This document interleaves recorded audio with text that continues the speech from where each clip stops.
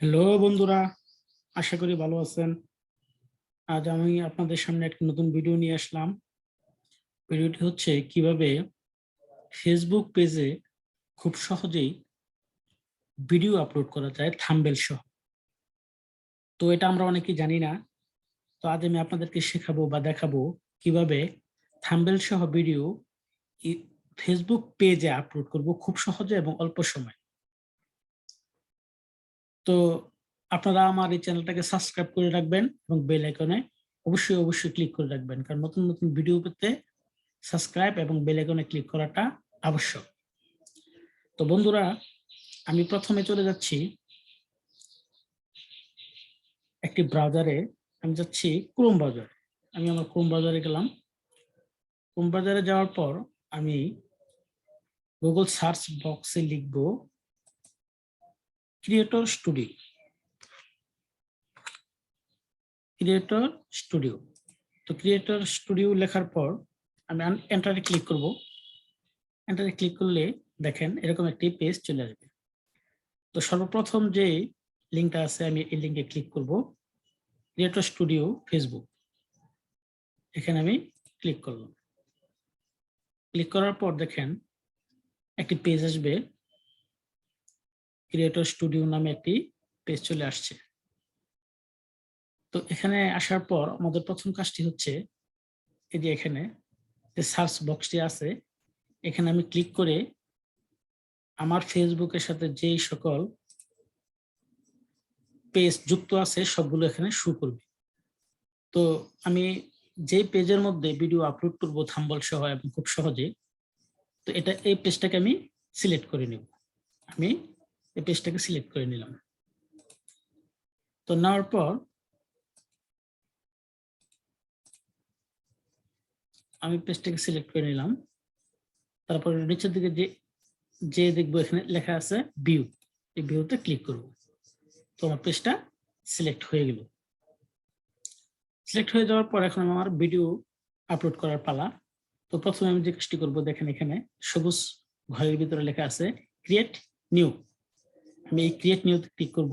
Click করার পর একটু নিচে গেলেই দেখবেন আছে আপলোড ভিডিও। জাস্ট এই আপলোড ভিডিওতে আমি ক্লিক করব।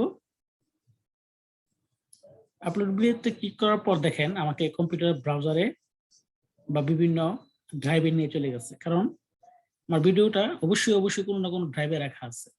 তো আমি যেখানে আমার ভিডিওটা রাখা আছে আমি ওখানে চলে যাই। আমার ভিডিওটা রাখা আছে ডকুমেন্টে।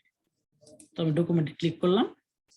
ডকুমেন্টে ক্লিক করার পর এই যে দেখেন আমার ভিডিওটা আছে এখানে জুম। এই জুম অপশনে গেলাম। এখান থেকে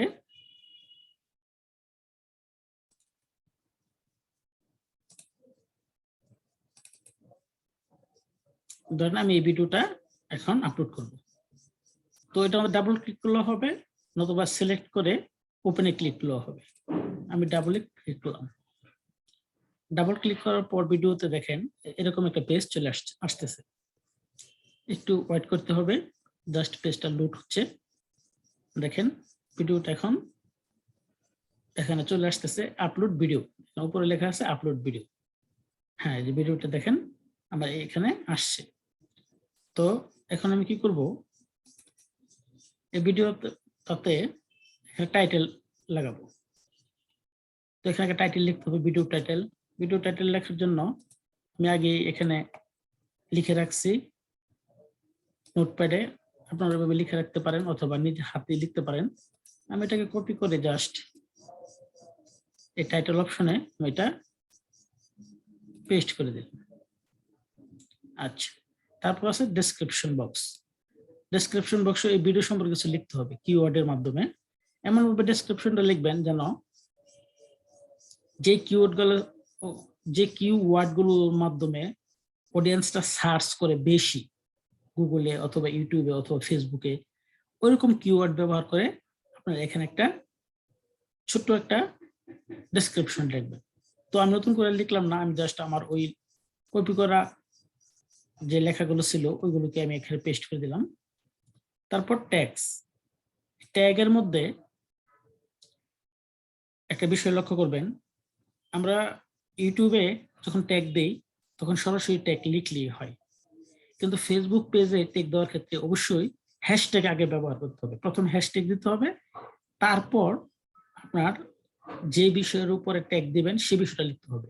তো সেই বিষয়টা লিখতে গেলে আবার স্পেস দিতে পারবেন না, স্পেস ছাড়া লিখতে হবে। যেমন আমি উদাহরণস্বরূপ দেখাচ্ছি, আমি দিলাম হ্যাশ। হ্যাশ দেওয়ার পর দেখেন আমি আমার নোটপ্যাড আগে থেকে টাইপ করে রাখছি। এই দেখেন, ক্রিয়েট ফ্রি ব্লগ 2022।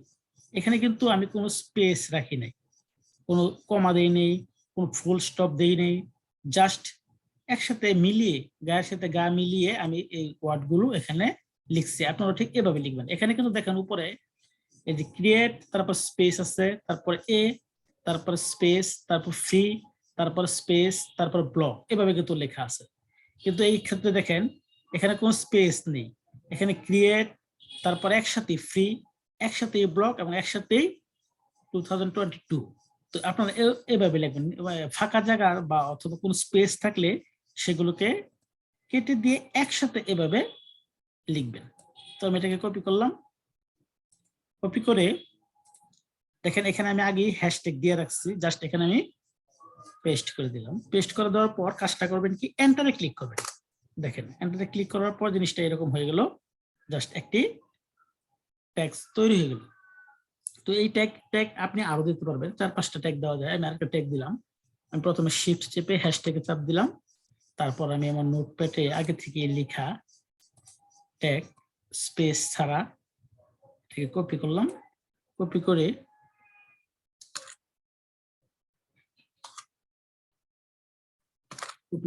কপি করে জাস্ট আমি ওইখানে আবার হ্যাশের পর এটাকে পেস্ট করে দিলাম, তারপর এন্টারে ক্লিক করলাম। দেখেন ঠিক এভাবে আপনারাও ট্যাগ সেটিং করবেন।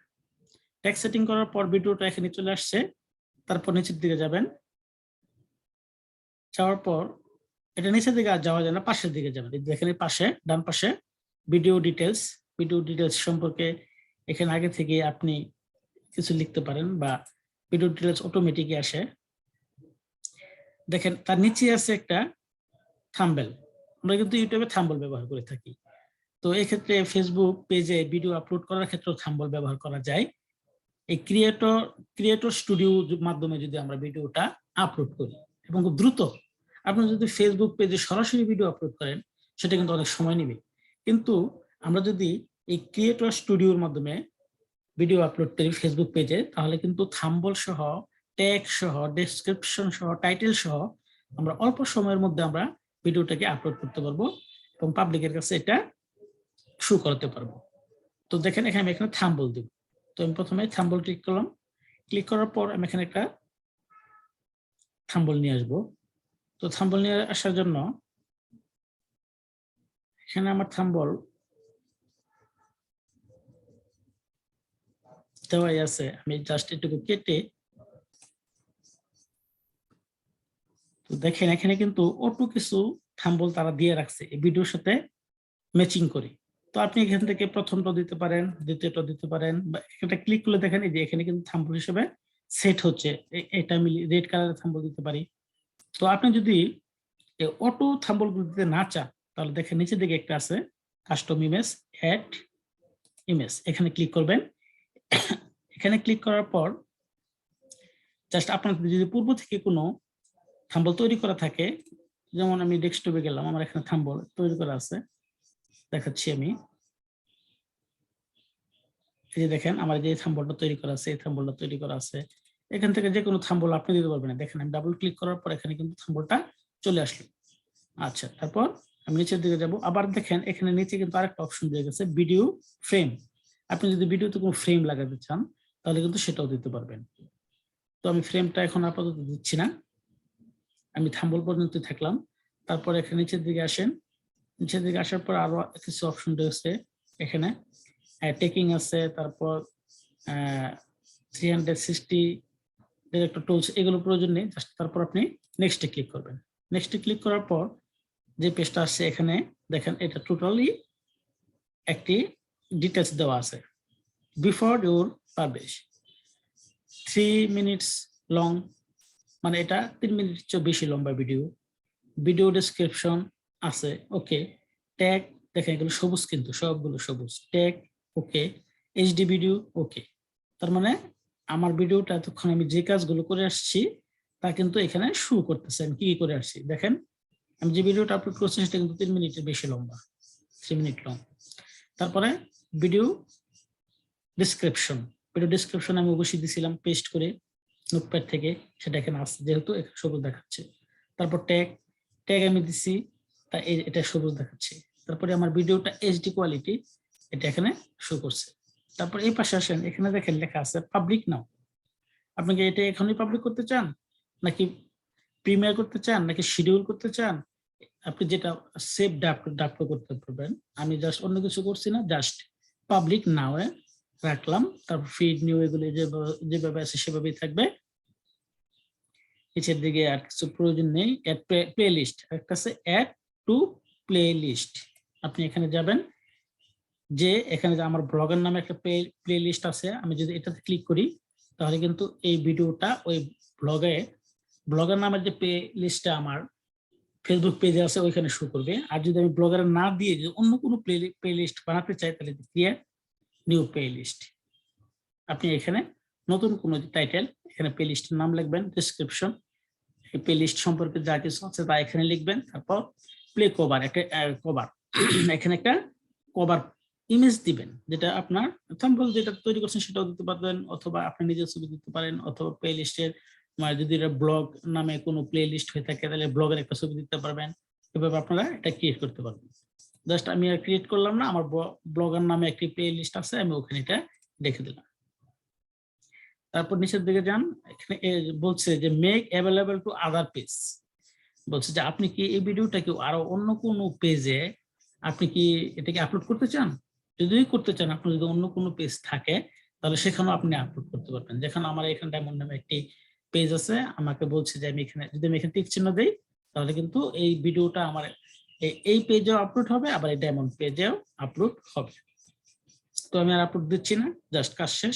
তারপর পাবলিশড, এই পাবলিশডে ক্লিক করলাম, আমি ভিডিওটা আপলোড হওয়া শুরু করলাম। তো বন্ধুরা ভিডিওটা কেমন লাগলো? আশা করি ভালো লাগছে। আপনাদের অবশ্যই এটা উপকারে আসবে। যদি উপকারে এসে থাকে আমার চ্যানেলের সাথেই থাকুন এবং আমার চ্যানেলটাকে সাবস্ক্রাইব করে রাখুন। বাই।